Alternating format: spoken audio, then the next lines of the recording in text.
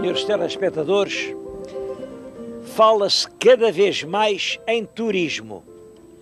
Para muita gente, o turismo é uma espécie de maná que vai cair do céu durante o século que está a começar. É a grande indústria do século XXI. Vamos todos viver do turismo. Claro, depois de lá dizem, sim, mas vai ser um turismo diferente. Não é aquele turismo estar o dia inteiro ali de barriga ao sol, não. Quer-se um turismo, mais isto, mais aquilo. Bom, sobre o turismo e em Portugal, temos que ter ideias muito claras. A primeira ideia é esta. A grande realidade do turismo português é, atualmente, e não vai deixar de ser, a realidade das belas praias algarvias. Eu estou-lhes a falar aqui no Sotavento, eu estou perto da foz do Rio Guadiana. Daqui até à Ponta de Sagres são 150 quilómetros de praias. E depois a Rocha dá a volta e há ainda mais outros 50 quilómetros, quer dizer, 200 quilómetros de praias privilegiadas, com um areal fino, dourado, magnífico, um clima único. Este é realmente um dom da natureza e não tenham dúvida nenhuma. Por mais voltas que o turismo der, o Algarve é a joia da coroa do turismo português. É por isso que eu hoje lhes venho falar ao Algarve, venho falar no passado, no presente e no futuro no Algarve, e queria levá-los até um sítio bem curioso.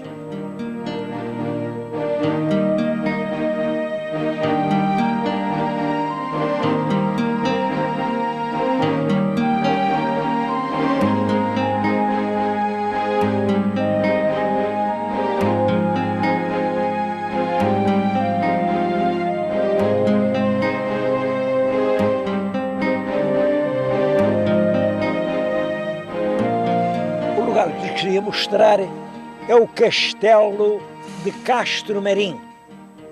Eu estou agora aqui no alto das muralhas do Castelo de Castro Marim. Devo-lhes dizer, quando fizeram este castelo, já isto se chamava Castro há muitíssimos anos. Castro. O Castro, como sabem, era um povoado, numa altura, um povoado fortificado, que os romanos já encontraram por toda a parte. O país estava eriçado de castros e as populações indígenas viviam nos castros. Este castro tinha uma especialidade, era marim. Marim, penso que marim quer dizer marítimo, era um castro no mar. Há escritores que dizem que isto era uma pequena ilha aqui junto à foz do Rio Guadiana, mas uma ilha com condições espantosas. O meu telespectador, olhando para além, ainda vê umas manchas brancas. Bom, são salinas. Quando eu estive aqui há uma dúzia de anos, tudo isto eram campos brancos. Agora já são exceções. As salinas exploradas, quase tudo são talhos abandonados. Ora, o sal é uma das primeiras riquezas que estão na base do comércio humano. Toda a arqueologia portuguesa está relacionada com o sal. Eu já disse isso várias vezes, estou absolutamente persuadido de que as rotas do Campaniforme estão ligadas aos caminhos do comércio do sal. Portugal e esta zona cheia de um sol intenso, de águas muito, muito salgadas, prestava-se a fazer sal rapidamente. E sem sal ninguém pode viver. O seu telespectador, não sei se foi batizado, se não. Se foi, quando o batizaram, puseram-lhe na língua uma pedrinha de sal e disseram que era para lhe garantir a vida eterna. Esta ideia religiosa revela que entre sal e vida existe uma ligação que tem milhares e milhares de anos. Realmente na Bíblia já se fala de sal. Na Bíblia. E é uma coisa muito curiosa, muito curiosa. Quando a gente lê os documentos aqui de Castro Marim, na Idade Média, não se fala de sal. Há uma exceção, é o Forol do Dom Afonso III, diz que do pão e do sal não se paga coisa nenhuma, mas depois o sal tinha uma espécie de franquia universal. O sal era essencial à vida. Portanto, ninguém podia levar dinheiro pelo sal. Depois, pelo tempo fora, o sal fez parte da história portuguesa, foi com o sal que a gente fez a paz com a Holanda, foi com o sal que nós conseguimos pagar indenizações de guerra. O sal é uma das coisas mais importantes da história de Portugal. E eu espanto-me, sinceramente, com a pouca importância que os nossos historiadores têm ligado ao sal.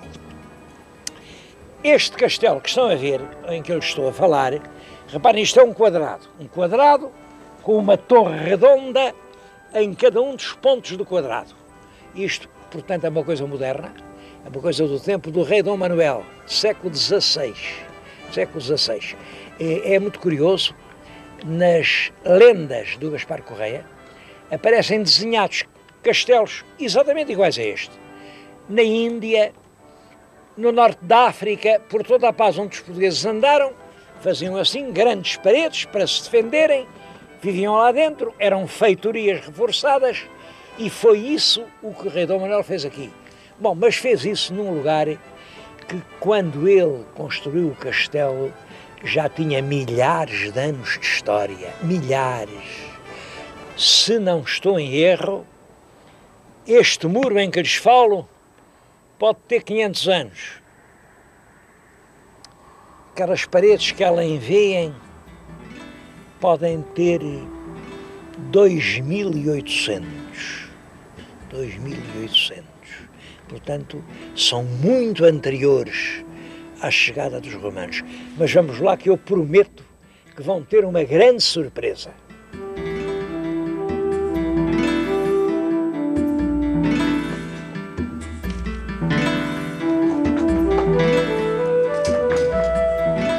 Quem está junto de mim é a sua doutora Ana Margarida Arruda, professora da Faculdade de Letras de Lisboa. E é ela quem está a dirigir este trabalho de exploração. É a autora deste livro, As Cerâmicas Áticas do Castelo de Castro Marim. É claro, ático vem da Ática, que é a península onde fica a cidade de Atenas, e pelo livro vê-se que diz que as cerâmicas não são apenas áticas, são mesmo feitas em Atenas, e apresenta alguns exemplos que aqui apareceram. Só que já depois do livro publicado apareceu uma peça muito mais importante, e eu peço à sra. doutora Ana Margarida que a mostre pela primeira vez, em absolutamente primeira exibição, aos nossos telespectadores. A peça está aqui. Trata-se de um fragmento de cerâmica grega do século VII a.C., de época arcaica, portanto, de figuras negras, ao contrário daquelas que já tinham sido aqui recolhidas e que eram mais tardias, e de figuras vermelhas mais tardias e mais comuns. Porque esta é, efetivamente, a primeira vez que surge em território português, é a primeira vez que temos, enfim, a possibilidade de recuperar um fragmento de cerâmica grega de época arcaica em todo o território português, e sobretudo não só por essa raridade, mas sobretudo pelo significado do ponto de vista comercial e sobretudo do ponto de vista da importação do sítio onde estamos e das condições do sítio em que estamos no âmbito do comércio arcaico e no âmbito do comércio de todo o primeiro milénio antes de Cristo. Portanto, isto prova que, de facto, Castro Marim estava integrado nas rotas do comércio mundial, bem como outros fragmentos mostram também que os contactos de Castro Marim com populações do Mediterrâneo Oriental, de onde importou produtos alimentares e também produtos manufaturados, tanto do Próximo Oriente Antigo, como da Grécia, como do rei de Tartessos, como de Gadir, evidencia, por um lado, o extraordinário desenvolvimento económico e social e político das populações que aqui habitavam e, por outro lado, a sua extraordinária capacidade financeira e de poder de compra, de poder aquisitivo, o que revela uma estruturação social já muito consideravelmente desenvolvida. A presença de cerâmica grega da época arcaica é efetivamente um caso muito particular, sobretudo por aquilo que evidencia, como eu dizia há pouco. Não sei se o professor... Não, é só isto. A primeira peça grega de cerâmica arcaica, portanto 700 anos antes de Cristo, que aparece em Portugal. E aparece aqui em Castro Marim, aparece nas mãos da professora Ana Margarida Arruda, que a tantas coisas que já descobriu, vem acrescentar isto, que é realmente sensacional. Nós, antes desta peça, não sabíamos que havia relações marítimas entre este ponto do território peninsular e a cidade de Atenas. E agora, isto é a prova de que era realmente assim.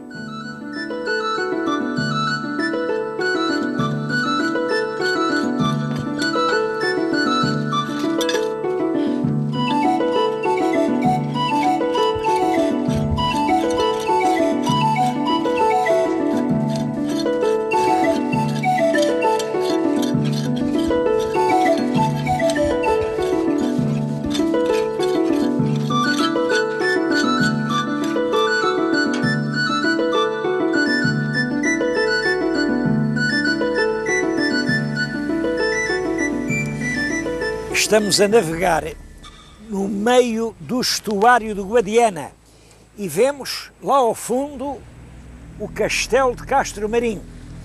Fica a cerca de 3 km. Agora pensem que na época romana o estuário era muito mais largo. As águas iam bater mesmo na falésia do castelo. Era mais fundo, as águas eram muito mais marítimas, havia aqui uma pesca muito abundante e quem dominava o estuário era aquele promontório rochoso com as fortificações de várias épocas que lá estavam, desde os romanos e desde ainda antes dos romanos. Aquilo era um esporão de rochas que dominava este grande mar interior. Foi essa situação que fez a grandeza de Castro Marim. Bom, mas depois o estuário foi assoreando. Tudo aquilo agora é terra, e é terra estéril. Bem, é uma reserva natural. Eu não sei, mas é uma reserva que fica lá para as espécies, para os flamingos, que nidificam lá muitas aves. Em todo caso, para nós, a gente humana, aquilo é um espaço perdido e deserto. E do outro lado não está a seguir essa política. Tudo está a ser utilizado para o turismo. Não sei quem faz melhor. Seja quem for, o certo é que foi este assoreamento do estuário, esta criação das dunas e dos sapais, que colocaram o castelo de Castro Marim, que outrora dominava o mar, agora no interior da terra. É realmente um castelo sem função. É aí que começa a decadência inexorável de Castro Marim.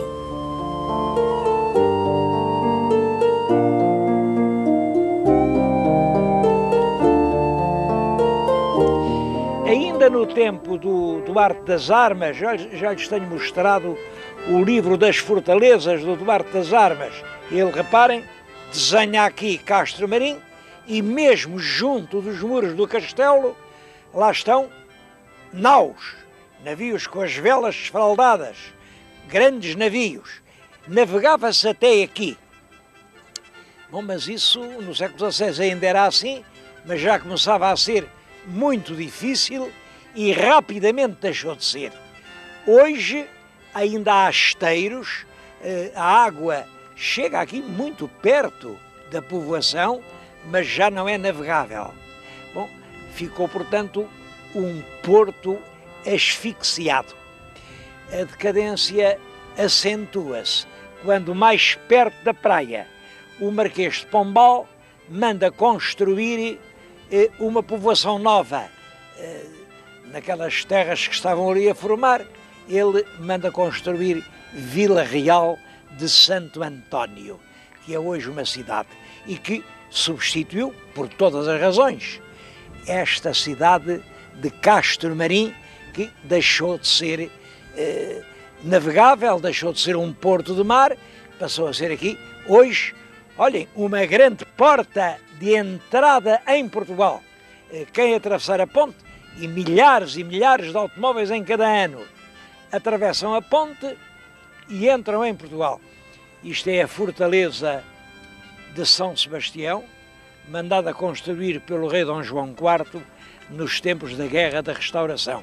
Porque, é claro, esta zona aqui era uma zona passava-se o rio com facilidade e para, portanto, proteger o rio contra eventuais ataques vindos do exterior, o rei mandou fazer uma grande fortaleza.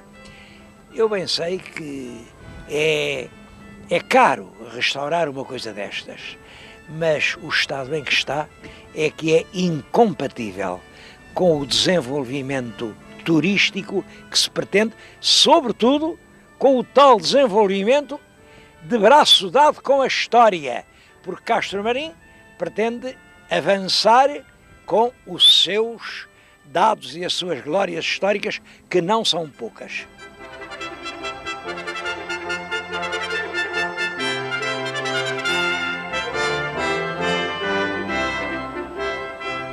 No tempo do rei Dom Dinis, em 1319, Castro Marim ainda era com certeza um bom porto de mar. E digo isso por uma razão. O rei Dom Dinis teve que resolver o problema dos templários. Como sabem, a Ordem dos Cavaleiros do Templo foi acusada de muitas coisas horríveis, e os cavaleiros em França foram presos, mortos, todos os seus bens foram confiscados. Aqui nos reinos peninsulares, os reis também extinguiram a ordem, porque quem a mandou extinguir foi o Papa, mas pegaram nos bens e nos cavaleiros e organizaram outras ordens. No caso português, tudo quanto pertencia ao templo passou a pertencer à Ordem de Cristo. E a Ordem de Cristo, no fundo, era a Ordem dos Templários, apenas com um outro nome. Um outro nome e uma coisa muito curiosa. E uma outra sede. Todos sabem que a sede original da Ordem do Templo é Tomar. Já lá lhes mostrei aquela soberba igreja dos Templários. Ora bem, Dom Dinis decide que agora, em vez de Tomar, passa a ser Castro Marim. Eu já tenho lido em certos livros, bom, é que era uma terra da fronteira e, portanto, havia a possibilidade. Não, isso não é verdade, não era nenhuma terra de fronteira inimiga, porque, olhem, estão a ver ali, aquela terra branca, era Ayamonte. Ora bem, Ayamonte nessa altura até era portuguesa. Portanto, isto aqui não era fronteira. O que era uma terra litoral, sujeita à constante flagelação dos navios corsários. Os corsários que vinham da Argélia e da Berbéria e que de noite saltavam, punham o pé em terra, saqueavam as casas dos lavradores, as adegas, as igrejas, não respeitavam nada, levavam rebanhos de pessoas que depois iam vender lá nos seus mercados escravos. Os ataques dos corsários eram uma praga e ninguém queria viver à beira d'água. Bom, nem aqui. Isso é que explica uma coisa. Costuma-se dizer que Castro Marim é terra de degradados. É verdade que ninguém queria viver em Castro Marim. Quem é que quer viver numa terra onde de repente vêm os corsários e roubam tudo? Ninguém queria vir para aqui. E os reis usavam esse sistema dos cotos de homiciados. Era uma terra em que criminosos fugidos à justiça por crimes que não fossem considerados muito odiosos, e devo dizer que as três coisas que o rei diz que não há preços, não há coto possível, não há. Era a moeda falsa, era a heresia e era a sodomia. A sodomia, como sabem, é uma coisa que agora tem outro nome, são maus costumes. Pois bem, sodomia, moeda falsa e heresia não davam direito a coto de homicidados. O resto, as pessoas podiam vir para aqui, ninguém as perseguia, aqui podiam refazer as suas vidas. Também sabemos que eles vinham para aqui, eram condenados, a lista dos condenados, e sabemos porque é que vinham para aqui, 2, 3 anos, 4 anos, 5 anos, bom, mas eles iam-se logo embora. Daqui passavam para a Espanha, lá ninguém sabia, eram portugueses, se eram condenados, se não eram, mas a terra ganhou realmente esse nome de coto de homicidados. Agora, porque é que El Rei Dom Dinis estabelece aqui a sede dos antigos templários? Isso é muito importante e geralmente ninguém conta as coisas assim. É que os cavaleiros do templo tinham o dever de fazer a guerra pela fé, a guerra contra o Islão. Ora bem, agora a guerra acabou em terra, acabou porque o rei Dom Afonso III conquistou as últimas vilas do Algarve. Todo o Algarve é cristão, mas a guerra não acabou no mar. As frotas dos corsários inimigos navegam aí à vista de costa e é preciso andarem constantemente navios cristãos para lhes dar combate. Esses navios trazem, pintados nas velas, uma grande cruz vermelha, a cruz de Cristo. Isso quer dizer, estes navios pertencem à ordem de Cristo. E é essa a razão, porque as caravelas dos descobrimentos ainda trazem a cruz de Cristo. É porque os descobrimentos, na sua primeira fase, dirigidos pelo infante Dom Henrique, que era precisamente o administrador apostólico da Ordem de Cristo, o infante Dom Henrique deu ordem para que os seus navios, em vez de andarem a fazer a guerra de corso, a saltear povoações, a apanhar navios, em vez disso, fizessem verdadeiras viagens de exploração científica e fossem ao longo da costa africana, desenhando légua a légua um litoral que até aí era desconhecido para os europeus. Estou-lhes a dizer isto porque penso que realmente é essa transformação do papel militar da Ordem de Cristo contra os corsários que vem a originar os descobrimentos que fizeram grande a nação portuguesa. E se isto é, como eu digo, a vila de Castro Marim bem se pode orgulhar de ter sido aqui que germinou a semente dos descobrimentos.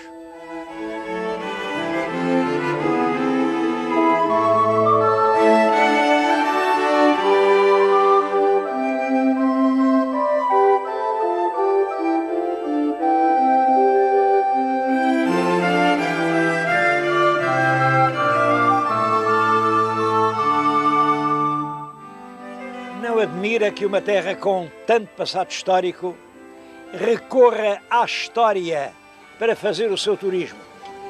Eu cheguei aqui precisamente quando estavam a decorrer as jornadas medievais.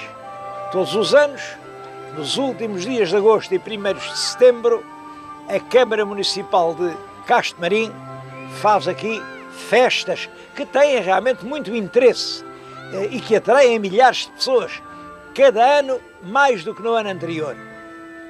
Bom, em todo caso, não são só essas iniciativas fragmentárias, locais, isoladas, que podem promover o urgente renascimento do turismo em Portugal. É preciso um grande plano, um plano que abranja todo o Algarve, um plano que abranja todo o país. Olha, e um plano, por exemplo, que não permita que logo à entrada do país, a primeira imagem que se nos depara é aquele triste espetáculo de uma fortaleza a cair em ruínas. Assim, não há realmente turismo possível.